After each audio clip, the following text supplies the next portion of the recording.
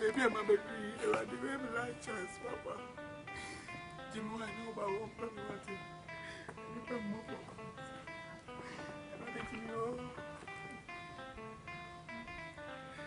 Oh, hello. Franca. Miss Naka said you are one number one.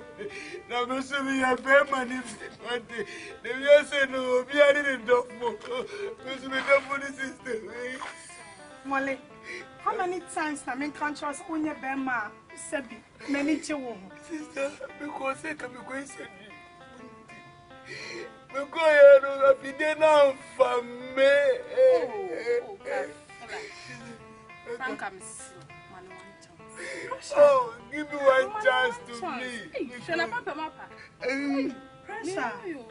Show me and man one chance. Oh, means me. No more. Maybe I'm pen my brother. Never, I don't hear. Male, Judge, go on, I will hear that you are going to hey, President, what? What's it? You must be crying, what crying about? Only hope, I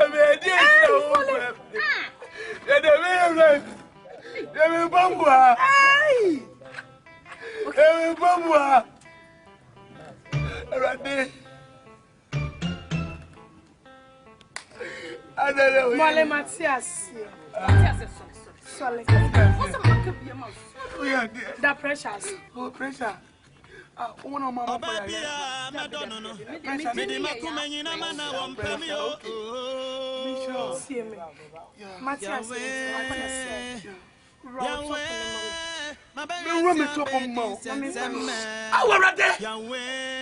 What do you mean by a book? So Frank has a man walking top of man, Papa. Say, no, cross a Frank has a man walking top. Thank you, Jesus.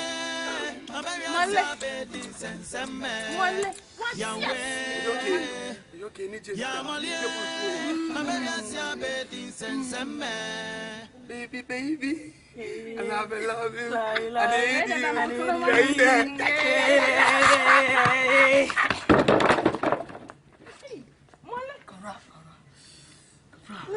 Matthias, I'm putting out me security.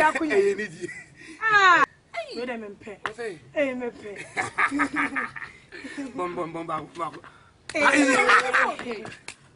I'm not going to be there. Fine. Run, follow my what's Miss Aurora. No wrong,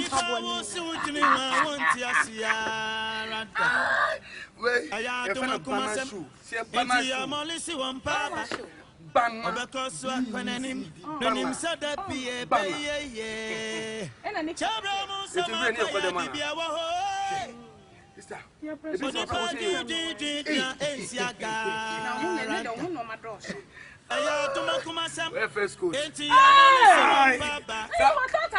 come this side. Some of them Papa. I don't know. Yes. Your flow. Yamin flow about. Yamin flow. We are Sakete na mejo. Me sakete. I can't get. Sakete na mami. I can't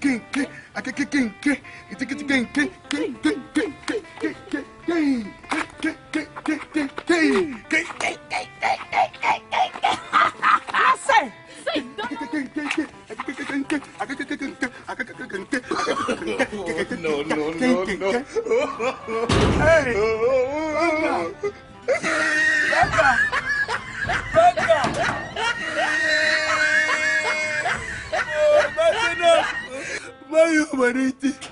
It's never. Watch out, you. so there, my body, and I'm saying, where my coffee?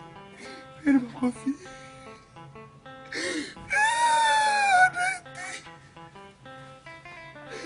Ah, oh my God, please, hey, Braga, Braga, Mama, yes, Mama, coffee, Mama, Mama, Mama, Mama.